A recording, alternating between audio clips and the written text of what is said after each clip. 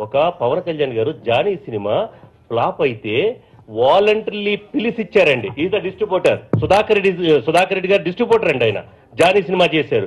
ఎందుకంటే అది హృదయంతో చేసే పని తప్పండి. మేము డిమాండ్ చేయటానికి మేము అడుక్కుంటున్నాం, మేము బెగ్గింగ్.